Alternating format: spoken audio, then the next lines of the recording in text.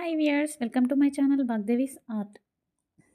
ఈరోజు ఈ వీడియోలో మనం పితృశాపాలు అంటే ఏమిటి, పితృశాపాల నుండి విముక్తి కోసం పాటించాల్సిన పరిహారాల గురించి తెలుసుకుందాం. అదేవిధంగా మకర రాశి వారి గుణగణాలు, అదృష్టమైన రంగులు, అదేవిధంగా ఏ దేవతారాధన చేస్తే జీవితంలో పైకి ఎదుగుతారు, ముఖ్యమైన సంఘటనలు, అదృష్టాన్నిచ్చే సంవత్సరాల గురించి మనం తెలుసుకుందాం. ముందుగా పితృశాపాలు. పితృశాపం అంటే ఏమిటి? పూర్వజన్మలో చేసుకున్న పాపాలు ఈ జన్మలో మనకు శాపాలుగా వస్తూ ఉంటాయి. సో పితృశాపాలు అనేది తల్లిదండ్రులను పూర్వజన్మలో సరిగ్గా చూసుకోకపోవడం, దూషించడం, అలాగే వారి మాటను పెడచెవిన పెట్టడం వలన, వారిని బాధ పెట్టడం వలన ఈ జన్మలో అవి వాటిని అనుభవిస్తూ ఉంటారు. అదేవిధంగా ఈ జన్మలో మన పూర్వీకులు ఎవరైనా వారి తల్లిదండ్రులను సరిగ్గా చూసుకోకపోయినా, సరిగ్గా కర్మకాండలు చేయకపోయినా కూడా వారి నుంచి పితృశాపాలు తర్వాతి తరాల వారికి సంక్రమిస్తూ ఉంటాయి.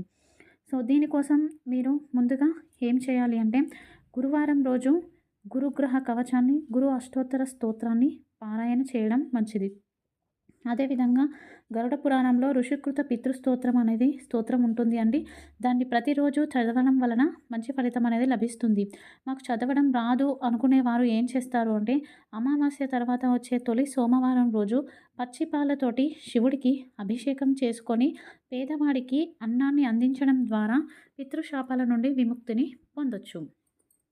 ఎవరైతే పితృశాపాల ద్వారా బాధపడుతున్నారో వారందరూ కూడా ఈ పరిహారాలను తప్పకుండా పాటించండి. ఇక మకర రాశి వారి గుణగణాల గురించి తెలుసుకుందాం. మకర రాశి సైన్ ఏంటి అంటే సింబల్ ఒక రకమైన ముసలి. ముసలికి ఉండే గుణం ఏంటి? పట్టుదల. సో మకర రాశి వారికి పట్టుదల అధికంగా ఉంటుంది. వీరు ఉద్యోగాన్ని శ్రద్ధగా చేస్తారు. పని తర్వాతనే ప్రతిఫలాన్ని ఆశిస్తారు. వీరు నవ్వడం అనేది చాలా తక్కువ చేస్తారు. కానీ హాస్యాత్మకత వీళ్ళలో చాలా ఉంటుంది. కానీ ఎక్కువగా వీరు బయటకు నవ్వరు. ఇంకా పనులు కనబడేలా నవ్వాలంటే అది చాలా కష్టమనే చెప్పుకోవాలి. వీరు చాలా సున్నిత మనస్కులు. ఆశ ఎక్కువగా ఉంటుంది. మానసిక దృఢత్వం కూడా ఉంటుంది. వీళ్ళకి ఈర్ష్య, స్వార్థం అనేవి కూడా ఎక్కువగా ఉంటాయి. స్వార్థం అంటే చెడు దృష్టితోనే చూడాల్సిన అవసరం లేదండి. వీళ్ళకి కుటుంబం పట్ల అమితమైన ప్రేమ, గౌరవాలు ఉంటాయి. సో వీరి కుటుంబాన్ని ఎవరైనా బయట వ్యక్తి ఏదైనా అంటే వీరు కోపగించుకుంటారు. వీరు మాత్రమే అనడానికి వీలుగా ఉంచుకుంటారు. అలాగే వీరు రహస్యాలను మెయింటైన్ చేయడంలో నిష్ణాతులు. అదేవిధంగా వీరు తల్లిదండ్రులతో పోల్చుకుంటే తండ్రితో కంటే కూడా తల్లితో ఎక్కువ సఖ్యతగా ఉంటారు. బాధ్యతాయుతంగా ప్రవర్తిస్తారు. వీరు త్వరగా మోసపోతారు. అంటే ఇట్టే నలుగురితో కలిసిపోతారు. ఇతరులను ఈజీగా నమ్ముతూ ఉంటారు. అలాగే వీరికి దైవభక్తి ఎక్కువగా ఉంటుంది. వీరి జాతకంలో కొంచెం గ్రహాలు అనుకూలించినా కూడా విపరీతమైన దాన ధర్మాలు, కొన్ని తరాలకు గుర్తుండిపోయేంత విధంగా దాన ధర్మాలు అనేవి చేస్తారు.